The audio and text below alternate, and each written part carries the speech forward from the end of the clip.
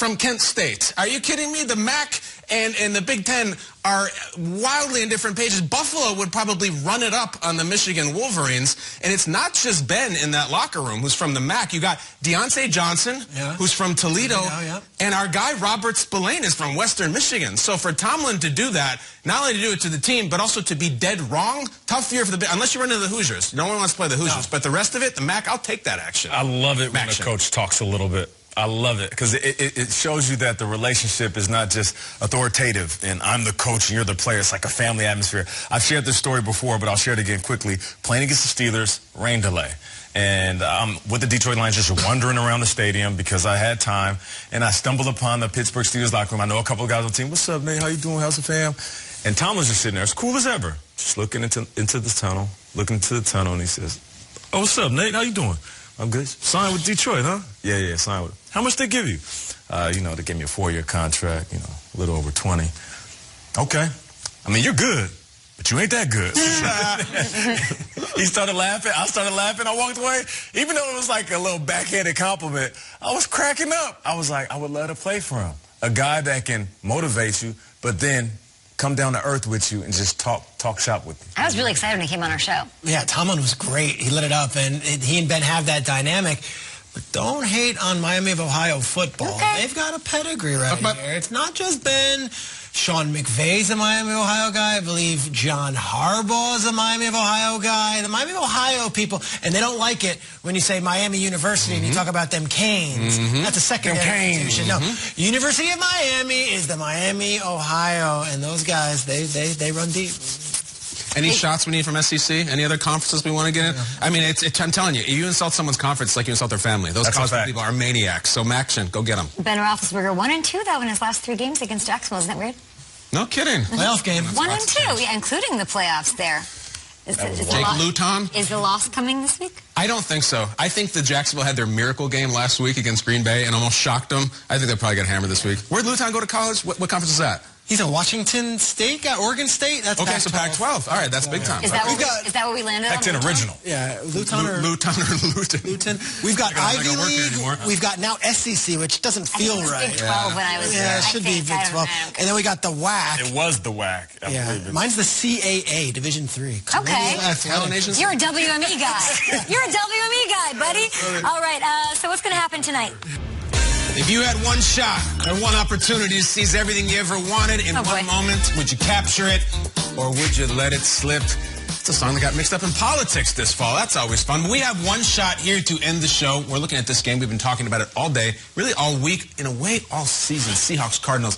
Peter, I'm looking to you. One shot on something that you think is going to go down tonight. Take it. Mentioned earlier in the show, Seattle's defense is horrendous against the pass. To add to that, they're without their 2 starting cornerbacks. So now you're your 3rd and your 4th corner. I think the receivers for Arizona are going to feast. And it's not going to be Hopkins. It's not going to be Larry Fitz. I think Christian Kirk is going to have a game. And it's going to be one of those breakout games where you wake up the next morning and Christian Kirk had 180 yards and 2 touchdowns. Huge day for Christian Kirk, a Scottsdale native playing on national TV in his home stadium. Nope, we are going up to Seattle where he's going to go take care of those guys in theirs. Christian Kirk, all you daily fantasy owners, telling you now, he's the guy. Okay, all right. One shot. If I had one shot. Oh, boy. Kyler Murray. He's quick, so he might be rabbit. But Russell Wilson, he'd be lying. Because he is the king of this division. So I got Russell Wilson with a longer run than Kyler Murray in this one. They're saying, Nate, are you out of your mind? Russell at this age doesn't even run like that. He will need to in this one. Is Buddha Baker Cheddar Bob, Nate? yeah. I hope he don't shoot himself out here in the game. But listen, I just feel like Russell Wilson, he might have a little bit of the keeping up with the Joneses, maybe keeping up with the Murray. And he's going to escape the pocket and do what he does best, which is show off that speed that he rarely uses. In this one, he might need to use that because in one of his interceptions last week, wide open could have ran for a touchdown. And I think he's kicking himself saying, stop forcing him. Let's just run the ball. Should be a high-scoring game. I love it. We talked about the Seahawks defense, of course. Bobby Wagner, a lot of call-outs for him, like, make a play. Like, you're the best. You're Mr. 99. He's had a great year outside of how historically bad this defense has been. He's been player of the week. He's 3rd in the NFL in tackles right now, Defensive Player of the Week award under his belt. I really do think today is the day. Bright lights, big stage, that he has some sort of hand in this thing. He's a game-changing play to pull this out for Seattle. I think tomorrow morning, 7A, Bobby Wagner is the topic of conversation. Let's do it, B-Wags. There's going to be a moment where it's him and it's Kyler. Yeah, and Kyler's trying to run, not having it. There might be 10 moments like that. Yeah. That's a great show within itself. There's also another show that's going to happen tonight at the end of the second quarter and the end of the fourth quarter. Depending on the game situation, if the Cardinals are within Hail Mary range, everyone's going to come out of their seats because we saw it last week. And if you're 60 yards away, if you're 50 yards away, could we run it back? Could we run DeAndre to the end zone and have Kyler run it up? Here's my prediction. If and when that happens, God willing, Seattle puts DK Metcalf on defense as a super safety, Rob Gronkowski style. This used to happen all the time. And then Gronk got abused by Kenyon Drake and the Miami Miracle.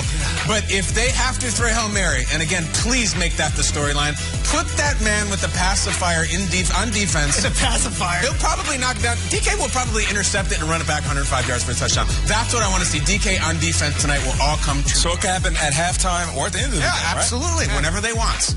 I think DK would just knock down the human. Maybe. We did a making the case today, guys. It's been a long time. I want to tell you three that you did a brilliant job. Oh, thank you, I was Justice. very impressed. Thank you, Your I Honor. cried off a couple of fake eyelashes because it was so funny. And I was so compelled by your arguments that I could not rule